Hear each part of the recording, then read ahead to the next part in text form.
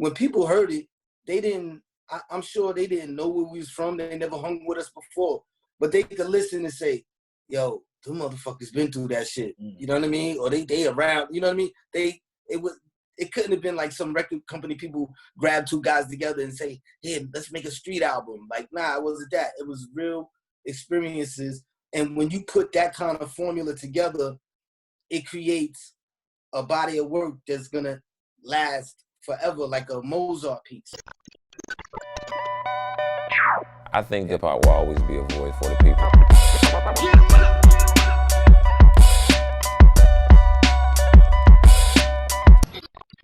Hey everybody, I'm Reggie Williams, and with me is Jake Payne. We are Ambrosia for Heads, and welcome to our podcast, episode 4 of What's the Headline.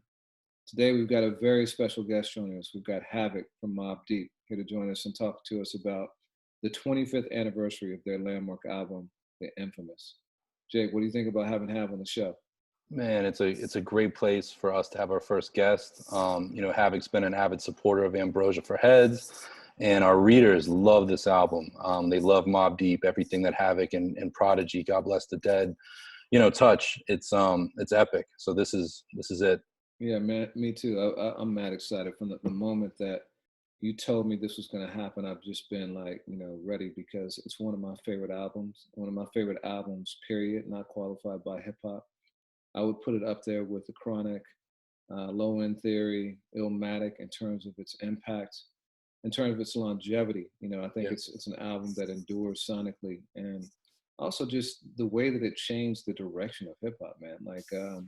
You had some music out there that was dark, Illmatic was definitely kind of fell into that category with certain songs. 36 Chambers did too, but this really just created a new sonic texture for hip hop, and it's just an unbelievable album to me. Yeah, it gave New York a different identity too. I mean, you were living there at the time, and I'm sure that it kind of celebrated New York's underbelly. As Giuliani was there and about to come in, and there's a tug of war over whose city was it. Having P made it look like a thug's playground. Yeah, it dropped when I was still in Boston. I was still in law school. Okay. It's my last year in law school. But, it was like kind of peak time for Rap City. And I remember watching that video for Shook Ones and seeing the stove igniter, just hearing that tick, tick, tick, yeah. It was always a perennial staple in the Rap City top 10. I would watch it every Friday night at midnight, I think it was 11 o'clock or midnight. And a lot of my favorite music was introduced me to that through that. Players Ball by Outkast, The Roots, Distortion and Static. I remember looking for that single for 2 months and finally finding it in this record store in the Tuck in Central Square. I found the cassette version, and then this one was Mass Appeal. It just that whole era is associated with this for me. I remember where I was the first time I heard Up North Trips, which was the first Mobb Deep song I heard, and a focal point of this album. And yeah, just the energy is great. Been listening to it a lot, preparing for this conversation today, and this is just a great place for our new podcast interview series to go. Yeah, for real. Oh, hold on one sec. This is Hav right now. Let me grab him. What's good, guys? My bad. Havoc, thank you for joining us, man. Thanks for having me on. Yeah, we're Ambrosia for Heads, as you know. This is our new podcast called What's the Headline? And you're our first guest ever. We could not be happier. Oh, I feel honored. Thank you. Man, the honor is all ours. Honor is all ours. So we're here to talk about a pretty incredible anniversary you got coming up. 25 years of The Infamous. Yes, indeed. Indeed. 25 years. So, at that time, man, when you were making the album, what did you think your life would be like 25 years later? Could you even imagine that at that time? Yeah, at that time, we was just, living day by day, just enjoying the success. I never really gave it a thought about 25 years later, because it was just inconceivable to me at the time, you know what I'm saying, with all the things that was going on, people, dying, getting killed, and, things like that. We just happy to live day by day. Yeah, yeah. you know, in terms of your day-to-day life, back then, man, people don't even, it's been a while, but people don't remember that you had to go and dig in the crates for records, right? So Yeah, what were some of your favorite record stores for buying records when you made the album? oh man, like some of the favorite record stores that I like to go to was ABC Records in the Lower East Side, and then just anywhere where I would just be, like if I was in another country, in like Amsterdam, you know, I'll just go digging anywhere. I'll just ask the promoters like, hey, where's the vinyl shops at? And I would just go there. I didn't have like one set particular place. But there also I used to go to the vinyl conventions, like the record vinyl conventions that they used to have. And that's where, you know, I picked up a break from for Shook Ones on this vinyl called Vinyl Dogs, because they used to always have these record conventions where a lot of the producers used to pop up there, like, you know, Large Professor, Diamond D, Lord Finesse, Pete Rock, all of them. So, you know, I used to be, you know, going in there also getting vinyl. And how many records? I'm sorry, I have one more question to you before you jump in. How many records do you think you had to listen to in order to make the album? Man, hundreds, if not thousands. Like, you know what I mean? It you really got to dig. That's why they call it digging, because you just not gonna find it on the first surface right there. You gotta go in and find. So I would say hundreds of records, hundreds, close to 1,000. Were you searching for a specific sound? Did you already have in your head what the sound of the album was going to be, or how did you go about selecting the sounds when you put it together? I didn't, you know, in my mind, I didn't have a specific sound that I was looking for. It just had to sound good, you know what I mean? Something that I could, you know, throw over some drums that, you know, to get a good rhythm going, you know what I mean? And, you know, more than not, I always was drawn closer to, you know, the darker sounding records, you know what I mean? Or, you know, I would take a record that you wouldn't even imagine and that it would sound like the way that I would have it end up being, you know what I mean? Because, you know, sometimes I would slow it down, filter it, and just make it sound grimy. You mentioned, you know, dark records. How much do you think that was a reflection of just the way you saw life and New York City at that time? It was a major, major reflection. It was the mood. It was, you know, the atmosphere. So, you know, I wasn't there, you know, looking for no Mr. Rogers records. You know what I mean? I was trying to find the darkest, sinister sound that I could. You know what I mean? Because it wasn't really nothing happy about, you know, what was going on. The only happy thing about it was we had a record deal and the opportunity to make an album. So, being that we was given that platform, it was like, all right, we're gonna speak, you know, our reality. No, you had Q-Tip, I know, was heavily involved in the production too. Yeah. You know, Tip's sound was very different at that time. You know, very jazzy. A lot of it was really bouncy and upbeat. But when he did tracks with you, like he really kind of meshed in with your style. Like how did that go down? What was your partnership like? With Tip, you know, I always was a fan of Q-Tip, of Tropical Quest, and you know, I really was a fan of mainly his drums was just crazy. So when he got involved with the project, I already knew that we had a God working with us. You know what I mean? And it was a learning experience working with him. You know, because I didn't really know much about production other than just, you know, winging it at the time and what I thought was the way to produce. So working with him was like a teaching moment. It's like I was in class, you know what I mean? And he didn't try to come off as if he knew it all or he was cocky. He was just there, you know, trying to show me the ropes. And I absorbed it quickly, you know, because I really wanted to be that producer or at least good as him. So what were some of the things you learned from him? Well, you know, mainly how to, you know, chop the drums, you know, how to place the drums, how to finesse samples, filtering and things of that nature, but mainly making those drums tight. Because once those drums is tight, you could almost put anything over it and make it sound good, you know what I mean? And I wasn't there trying to pick any whack samples. So if I knew if I could get those drums tight, the way that him and Large Professor and all of them was doing, then I was good. Was there a specific moment, on the re-release, on the deluxe edition, there's this amazing 1995 skit where you guys talk about how production was the main change from Juvenile Hell. Like, you guys really went back and worked on your sound. Was there a specific moment for you where you realized, like, I am a great producer, and I got this? I usually at a fault, I give myself not that much credit. I never really pat myself on the back. I try to remain humble. As far as saying that I was a great producer to myself, I always say that I'm a high producer. You know what I mean? That and when I realized that I was okay producer is when I was able to do the whole Infamous album. You know what I mean? I mean, with the help of Q-Tip, you know what I mean? Of course, on a few songs, but able to do that body of work. And in addition to that, when I was being asked to produce other artists, you know what I mean?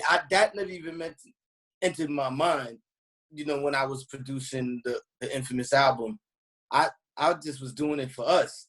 And then when I got that first check, you know what I mean, for producing for somebody else, I was like, yeah, I must be okay. You know what I mean? It was a surprise to me.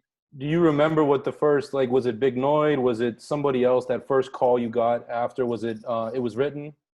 It was definitely, Noid, because he was immediately in the crew. But outside of the crew, I think one of the first records I produced for somebody, it probably had to be for, like, maybe Foxy Brown or something like that. The Promise.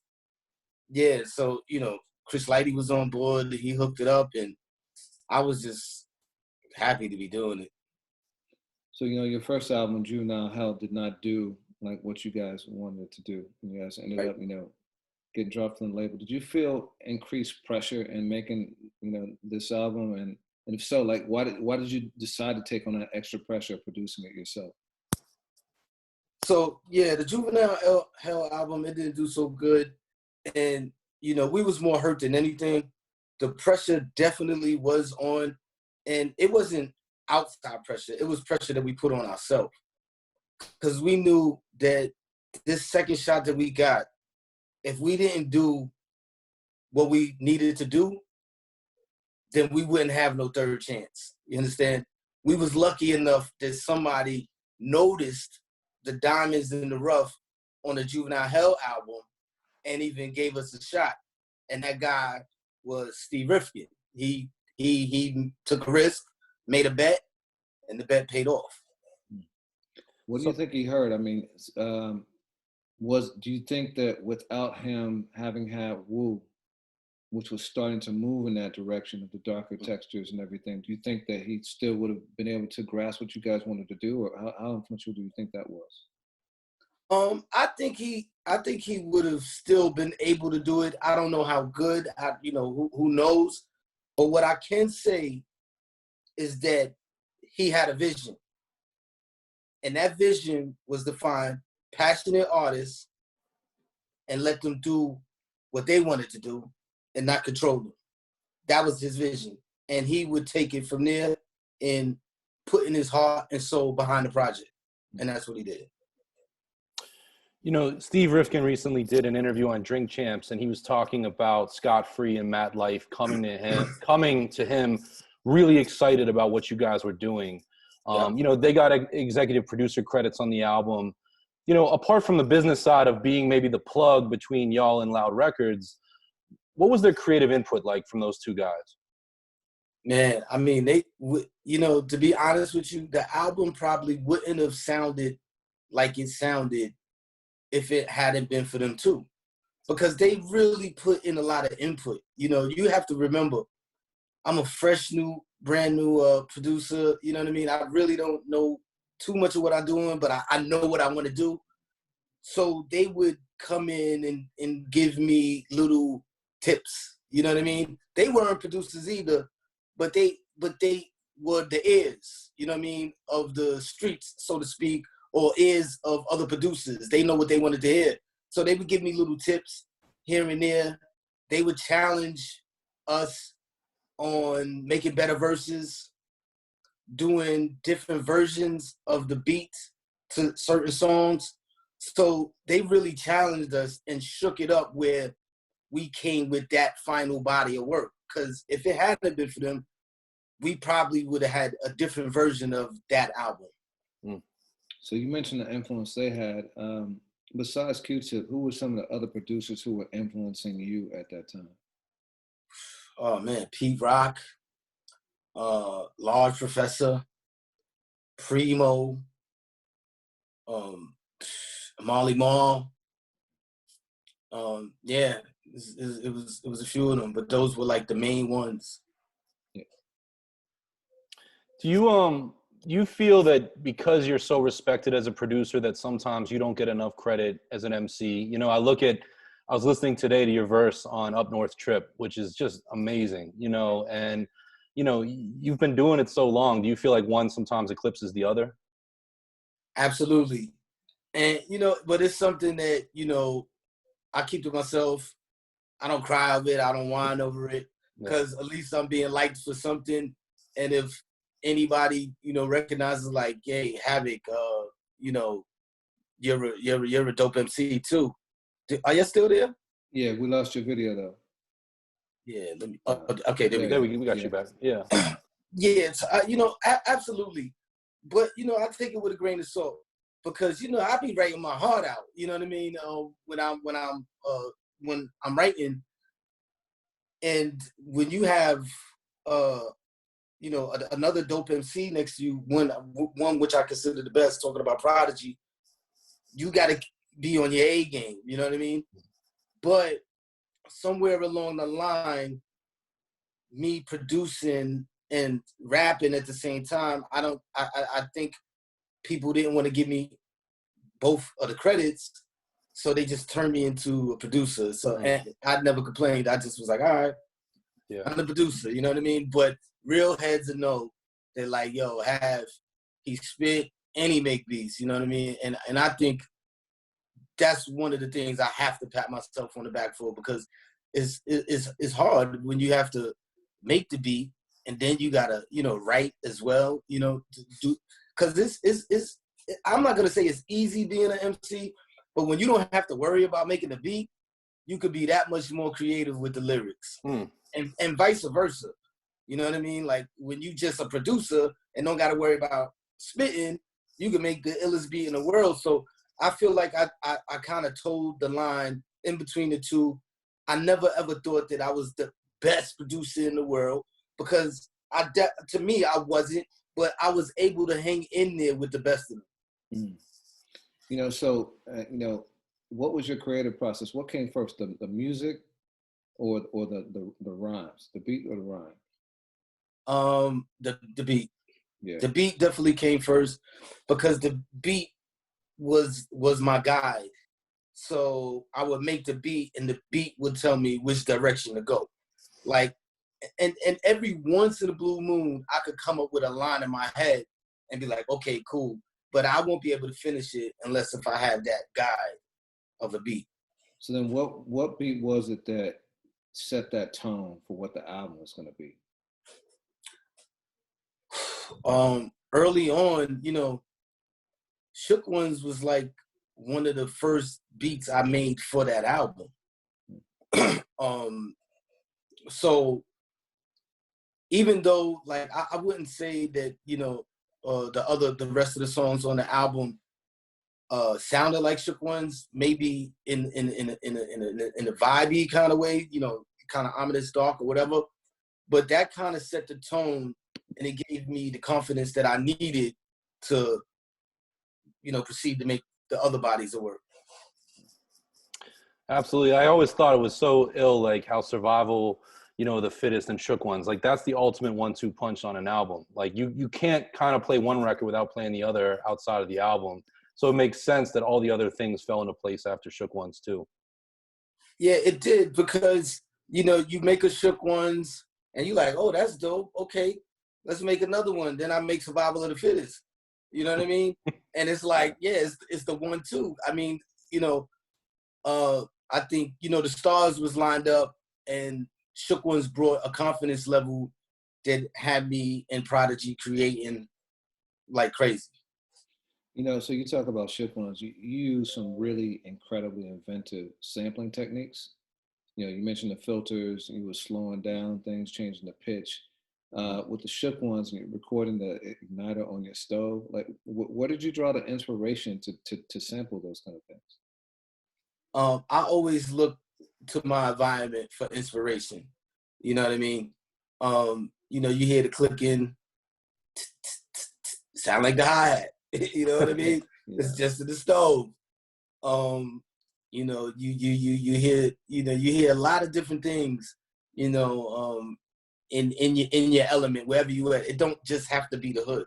You know, for anybody, wherever you at. For artists, what we do is we gather information from our environment, and then we incorporate it into the music. Mm-hmm. So what was your guys' process? You know, when it came to writing, you know, did one of you typically lead and the other one, like, you know, would follow with the verse, the master? Like, how did that work? It was, I would say that it was like that. You know, usually we would just have a beat, and we wouldn't have no topic yet, and I guess whoever finished first, you know what I mean, you know, would come up with the theme and the hook. So like, let's just say Prodigy if finishes verse first, and he'll run into the booth. I'm like, all right, that's dope. No particular subject matter. And as he's doing that, I'm like, oh, I got a dope hook for that. You know what I mean? Because after I'm hearing it, now I see where he at. Now I know what kind of hook I could write. And sometimes Prodigy would just already have a hook already before anybody recorded anything, and we'll go that direction. So it kind of worked both ways with both of us, you know, with creating the direction of the song. I think we was so much on the same page that we didn't even have to even talk about a direction. We already knew once we heard the beat, we were like, we know where we going. You know what I mean? We just knew each other that well. You mentioned like how environment inspired the art. You know, throughout the album, you talk about 12th Street and your 12th Street crew. You know, who was that? Was that what became Infamous Mobb and Noid, or was it more like, you know, tell me about it. I mean, the 12th Street crew was really big. A lot of names that you wouldn't even recognize if I told you, you know, but it was a conglomerate of us on the block. Some people not from the block on another block, you know, but within Queensbridge. But the immediate crew definitely was Noid, Twin, Nitty, and Godfather was the immediate crew. We pulled them in. They wanted to become, you know, MCs, and, you know, we gave them the platform to do it. But that definitely was, they and not only was they just a crew, but they gave, you know, that they kept the vibe around, you know what I mean? While we was in the studio, you know, they would, you know, have input, you know, like just the vibe, you know what I mean? Yeah, and you know, with that said, I'm just curious, you know, as we talk about this album being a timepiece for New York and Queensbridge and Queens, what does 12th Street look like today? What does that park look like? I mean, when was the last time you drove through there? I was there 5 days ago. Okay. It looks shockingly the same. You know what I mean? But it's just a different era. And, you know, I feel like I'm in a dream when I drive through there, you know what I mean? Because it's just so many years ago that I was actually living there, you know what I mean? And there every day, you know, dreaming to leave, you know, for a better place. Like, I love the hood, don't get me wrong. But it looks shockingly the same, man. And I think another 25 years later, it probably still look the same. The only difference I saw was the basketball courts. they put shot clocks on them. You know what I Oh mean? wow, okay. Yeah. So that was probably just the biggest difference that I recognized. With that said, like, P has that line, no matter how much loot I get, I'm staying in the projects. That was me. Oh, no, excuse me. Forgive me. Yeah, that was 100% you. Did the Hunger Pains help the sound? I mean, obviously Mobb Deep was successful, throughout, still are. But, like, do you see a correlation between being young, hungry in the parks and, the art that you made? Absolutely. Being hungry is a great motivator. You know what I mean? Starving artists create their best bodies of work. We was hungry, literally, figuratively, just like we wanted to be successful, and we just tried our best just to make it happen. And that hunger it spoke through our lyrics. You know what I mean? It busts right through. So Big Noir was on 3 songs, and 5 if you count like some of the songs you recorded back then, like It's Alright and The Bridge. What was it about his style that made you guys want to incorporate him into the album as much as you did? I mean, he was like the wild kid from the block. You know what I mean? Noy was a wild boy. He just was like, he was just a ball of energy. You know what I mean? Yeah. Prodigy was laid back. I was laid back. But Noy was like that ball of energy. You know what I mean? Like on the mic and on stage. And that was something that we could not ignore or let go. So we brought him in. I loved his lyrics. I loved his personality. Everything about him. To this day, we tour together. Word. So I know Ghostface and Raekwon were also, on a couple tracks too. Was that because you guys were on the same label, or did you pick them specifically for the album? It was just ironic. Even if they wasn't on the label, those would have been 2 dudes we would have tapped to be on the album. Because, I love the whole Wu-Tang and everybody individually for what they bring to the table. But for whatever reason, it was me and Prodigy connected with them first. You know what I mean? I guess because Raekwon and Ghost, they almost seemed like a duo. You know what I mean? And that was something that we was like aspiring to be, like the way they was doing. And we tapped them. So I would say yes and no. There's a completely different version of Eye for an Eye on the deluxe edition. The same with Give Me the Goods. Which ones were the originals? The ones that made the albums, or the add-ons? The one on the deluxe versions are the originals, and the modified ones are the ones that ended up on the final album. And why did you decide to go in a different direction with those songs?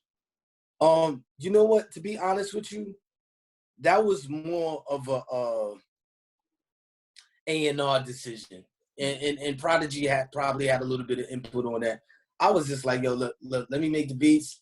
Let's get these guys on the album. Whatever version y'all want, cool. You know what I mean? I didn't really want to even dive into that part. I trusted their decision at that point. Yeah. The Temperatures Rising remix too.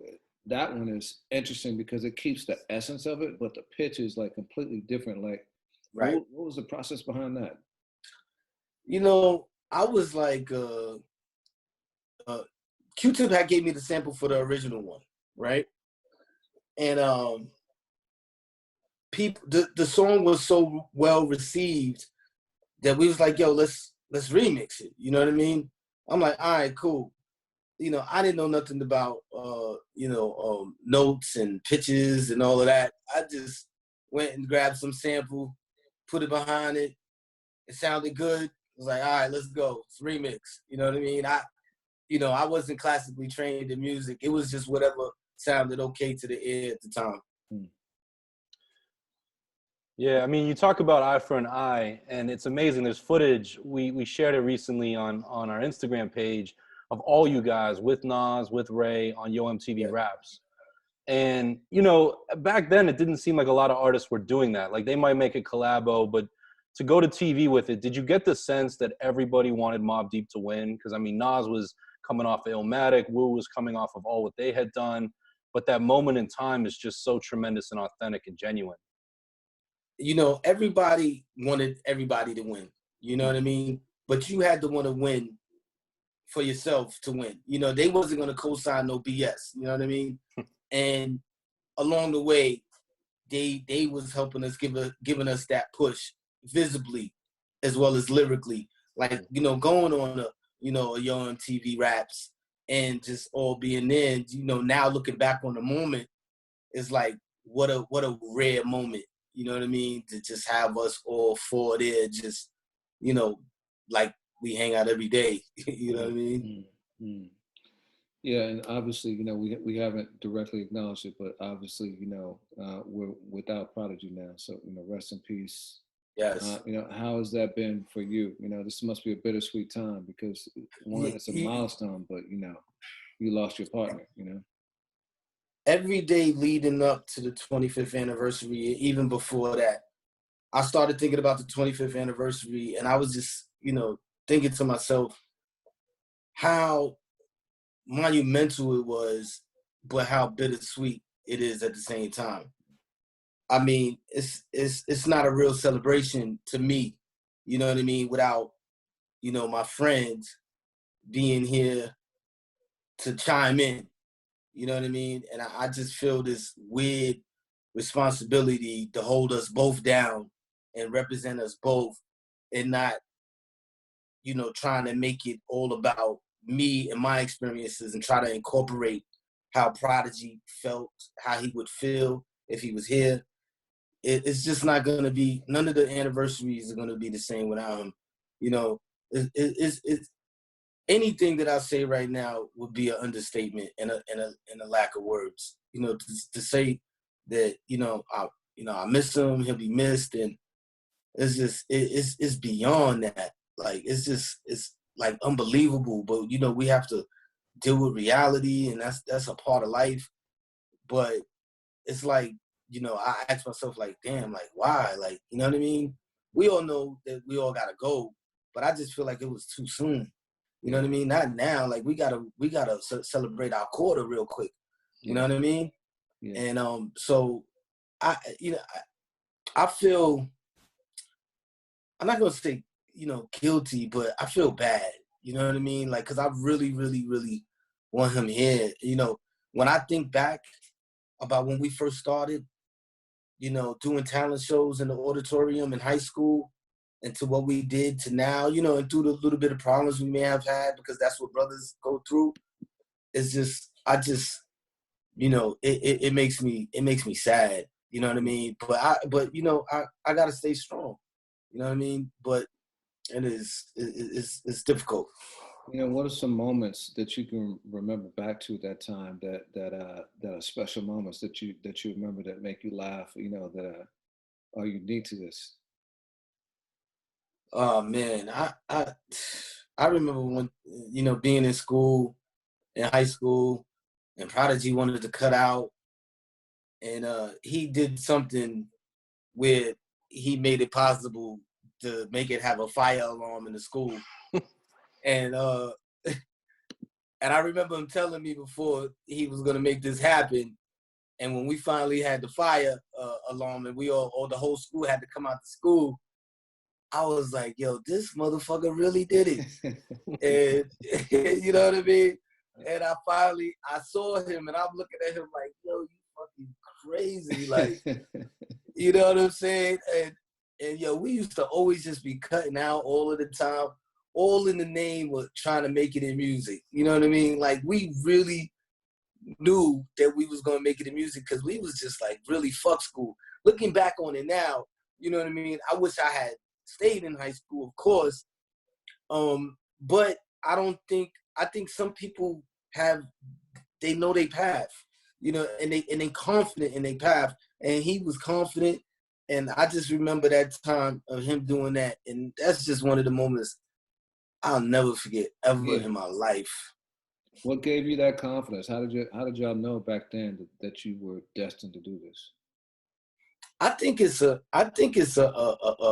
fearless young thing, you know, because I think the older we get, the more doubt we start to place on ourselves. But when you're young and fresh, you're only 14 and 15 years old, you ain't really been through nothing too much. It's nothing that you really scared of stopping you, placing doubt. You know what I mean? So we just knew. We was like, why? If they could do it, we could do it. You know what I mean? We didn't have the blueprint, but we knew that, all right, let's make a demo. Let's go to Def Jam or wherever, and you know, just do it like that. We knew we was confident in ourselves. If anybody didn't think we was good, we thought we was good. Mm. Yeah. So, was there any point in time when you were making the album that you thought that you were making a classic? And if not, when did you realize that you had made a classic? At no point in time making that album did I think I was making a classic, right? That would have probably been like a self-centered idea at the time. I was shook, you know what I'm saying? No pun intended. I was like, yo, I gotta get this right. We gotta get this right. You know what I mean? And, you know, we just, I think putting so much of our heart into it, it turned it out to what it would be then and now. You know what I mean? Because when you put that much heart and soul into a project, it's gonna come through. That energy is gonna come through the songs, and people are gonna be like, "Yo!" Like when people heard it, they didn't. I'm sure they didn't know where we was from. They never hung with us before, but they could listen and say, "Yo, them motherfuckers been through that shit." You know what I mean? Or they around. You know what I mean? It couldn't have been like some record company people grab two guys together and say, "Hey, let's make a street album." Like, nah, it wasn't that. It was real experiences. And when you put that kind of formula together, it creates a body of work that's gonna last forever, like a Mozart piece. You know what I mean? So, at what point did you know afterwards? Like, you know, probably like 10 years later. You know, wow. 10 years in, people still freestyling over Shook Ones. I'm like, there's a million beats to freestyle over. Yeah. And when people like still freestyling over it or putting it in movies, and I'm like, we still was getting work because of that. Yeah. Mm-hmm. So that's what kind of made me think like, wait, I don't think this is a normal song, but let's wait another 10 years and let's see. You know what I mean? Like, yeah. I don't think it was normal. Was there that, you know how sometimes there's that person who says it to you, who like, there's that legend in your eyes who says, yo, you got it. Was there ever that moment? Like a from Primo our peers? Or a Pete Rock or somebody who you admire.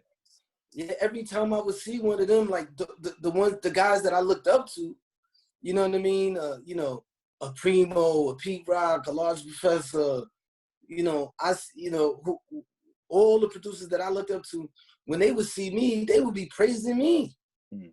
And I'm like, you know what I'm saying? Like I made a beat, you know what I mean? I did a beat, I made it.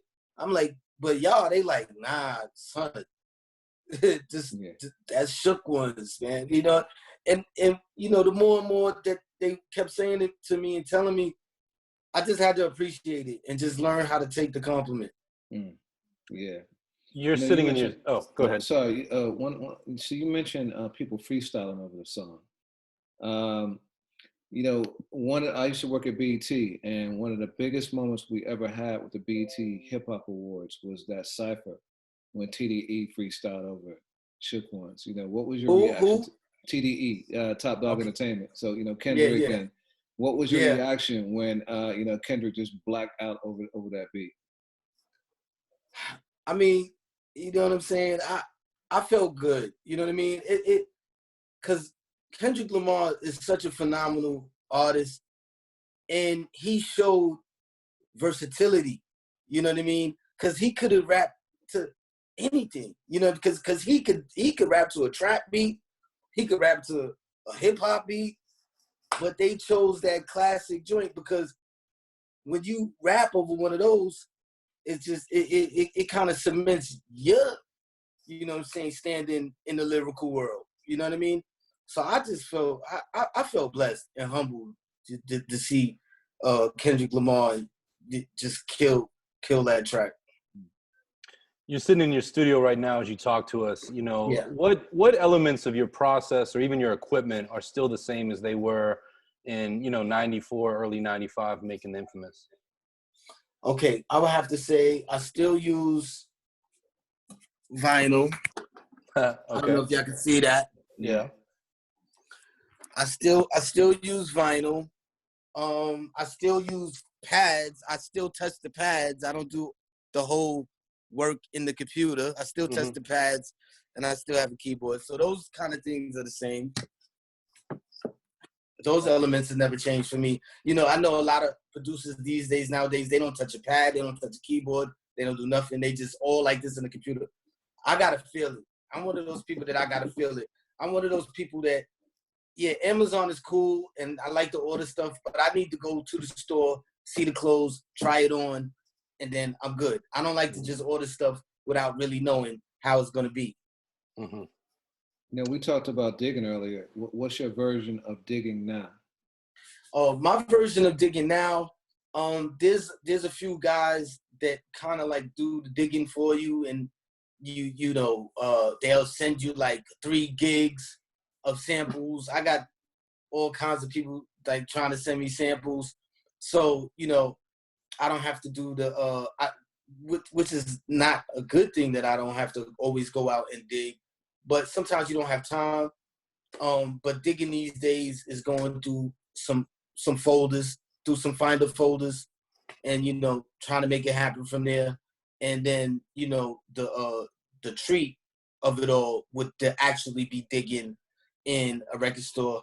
I was just in A1 record shop about 4 weeks ago, bought like mad crates of records. Crate here, crate here, crate there. That's great to see. Word. Well, part of your legacy, you know, beyond just the music you guys made, is how you changed the sound of hip hop. I mean, literally, like, you know, East Coast rap in particular, but not just that, you know. So how do you feel when you see people like Alchemist and, you know, others who kind of clearly kind of followed in your footsteps and drew inspiration from you, like you did from Pete and Q-Tip and all those other guys? I feel super good about it. You know what I mean? It's like, if I could be an inspiration for anybody, for a producer to look at and say, yo, you know, I kind of enhanced my game off of that. That's what you're here for. You know what I mean? If your work doesn't inspirate, then you're gonna need to pick another job. Yeah. So I got one last question, Jake. I don't know if you do, but you know, 5 years from now, 10 years from now, 20 more years from now, what do you want the Mobb Deep legacy to be? I get asked that question often, and you know, I'd have to say I want Mobb Deep's legacy to be one of consistency, right? Because we have artists that we like that came before us, like you know, a James Brown, or you know, whoever, you know, the Delphonics, whoever you want to pick, the Temptations, and you could follow their career from the beginning to the end, and then you look at the whole body of work, and then you say, okay, what was their legacy? And our legacy is, I would say that we tried hard not to compromise, and our sound, we stayed true to it, even through the times of when hip hop was getting super commercial and shiny. We tried to stay gritty, and we stayed consistent. And I hope that'll be Mobb Deep's legacy when 20 years down the line, somebody that wasn't even close to being born listens to it and says, hey, these guys over the years, they stuck to their guns. Yeah, I have one more question for you too, Hav, is, you know, last year you put out a record, Squad Up, with Method Man and Street Life, and, you know, single first and then the video, just amazing. And everything that you're talking about in terms of consistency is true of that, you know, especially for you. You know, it would be remiss not to ask you, you know, what do you have going on? Obviously, it's a different kind of year after the month of March, but what does 2020 hold for Havoc? 2020, right now, I'm working on a project with Method Man. That should be out soon. I'm trying to put out a body of work of my own, but I'm also trying to produce for other cats that's out there now. Getting myself into film music, film and composition. Trying to take it to a different genre. You know what I mean? Just to master my craft. Period. And there's a silver lining in everything. I know a lot of people was out there losing their lives. But to those that are staying safe and staying healthy, now is the time to master your craft. Yeah, no doubt. Well, I know it's bittersweet for you. I hope that you take some peace in knowing that your guys' music lives forever. You guys will forever live through your music, And Thank you. You bless millions and millions with a masterpiece. So thank you. Thank you. I appreciate that. Yeah. Thank you for this, Havoc. We really appreciate you, man. No, thank you for the interview. And, man, I love y'all guys, man. Ambrosia for heads. For sure, man. All day. Thank you, man. Much love. Respect. All right. Peace. Yo, that was dope, right?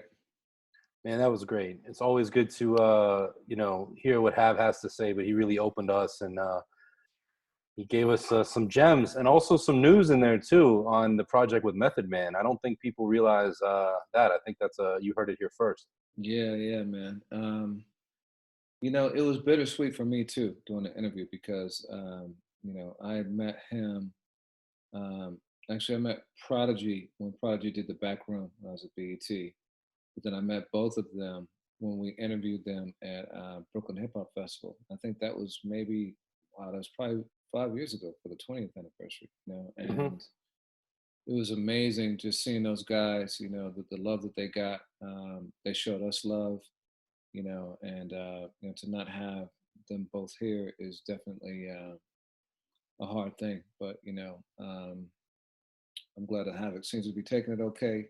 Yeah. And, and that there is some joy in the fact that this music will live on, Definitely agree with you. I first met those guys around the time they were with G Unit, that I ever spoke to them, and I got to interview them over the years in person here in Philly, other places. I saw one of the final Mobb Deep shows at the Roots Picnic just a few weeks before, Prodigy passed away. And I am grateful that this is coming out. I love that a classic album has all of this archival audio and rare, previously unreleased stuff around it. I hope that that's a trend that we continue to see, and I hope that it's a trend that current artists take notice of.